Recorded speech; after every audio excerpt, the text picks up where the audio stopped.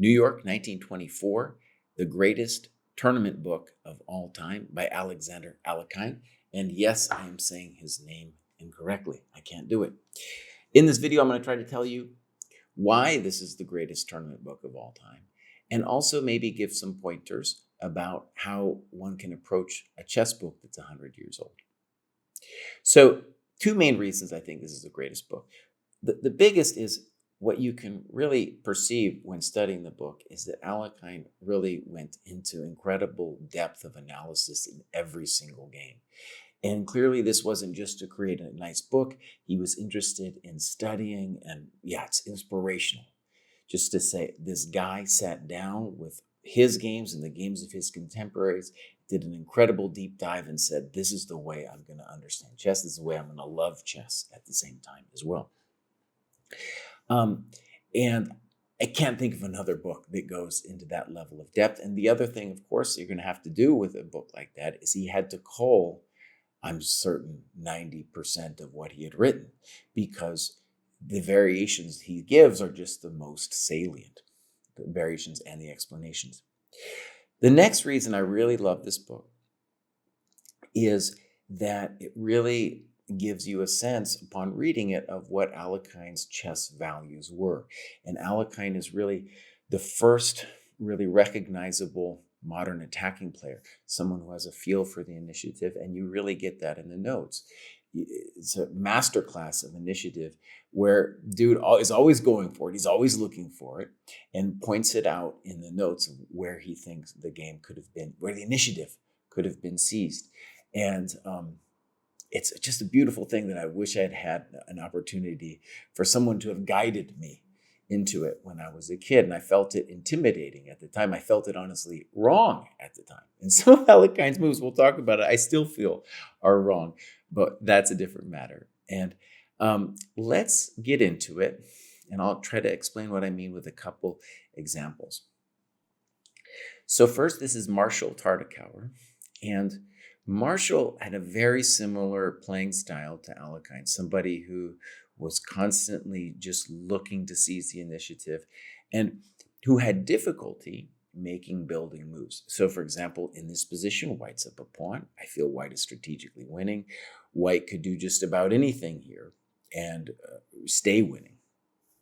But here, Marshall goes crazy with f4 and then rook f3. And of course, we'd say that still white's winning, but white has made the job so much harder now.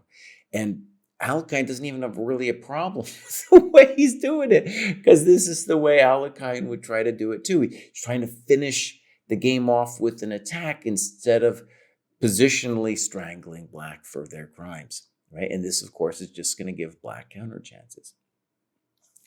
And when you think about Alekhine and the problems that he has as a player are evident, and they're like this. There are moments where he's going off the rails, not able to play building moves chess, right? Like if he could have read Endgame Strategy by Shereshevsky, boom, it would have been so much more of a complete champion. But also, in a lot of ways, we don't have our better angels without our demons, right? And Alekhine definitely had those demons. All right, so to continue on the theme of Alekhine's style and a little bit of chess 100 years ago, let's look at this position. This is Yates against Maroczy. And this h4 move, back in the days, was called the Alekhine-Chittard attack. And Alekhine, of course, pioneered this thing, and black plays f6. Now, what's really interesting from the notes is, first of all, that he despises this thing. And it's true. After ef6, knight f6, black has really freed their game to a large extent. And he's like, dude, the only point of this h4 move is to play bishop d3, right? And he gives a long variation on bishop d3. And what's interesting about the long variation is it's clear that Alekhine hasn't even come to a final conclusion for himself. And that's so different from now, where you would be able to turn on the computer and the computer would say 0.8 or whatever, winning. And that's just not available for Alekhine. It wasn't available for me as a kid. And I think one of the differences now with attack and players is it's so much more comfortable to play a position when you have in the back of your head, you're like, oh, the computer says I'm okay. Or maybe even shows you kinds of positions where it's like, you're okay here. Whereas for Alekhine, if you don't have that assurance, and for the attacking players of the past, you don't have that assurance, you have to do it on a feel basis, just like Alekhine did here. Hilariously, I turned the computer on. The computer says bishop d3 is fine, but likes queen h5 even better for reasons we're not going to go into. Queen h5 here. Just an example of how openings and everything gets changed once we turn on the beast. Okay, so let me show a couple more things. Two big changes have happened in chess since from 100 years ago, to my mind anyway. And that is the evaluation of the bishop and the valuation of space. So let's go first to this position. This is Capablanca Lasker. This, by the way, is the only game Lasker loses in the tournament. And it's funny, people don't usually rank Lasker as among the top players, and dude was crushing it for decades. So it's a little bit of a weird thing that we do.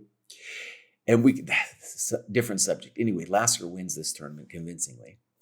And now you would think with knight h5, if you put this from a modern perspective, that the idea of knight h5 is to win the bishop for the knight. But no, that's not how these people are thinking at all. The idea in Lasker's head is to play f5 and then knight f6. So check this out. Bishop e5, f5, rook c1, knight f6, and then Alekhine's like, oh yeah, we can't let the knight come to e4. We're going to take it.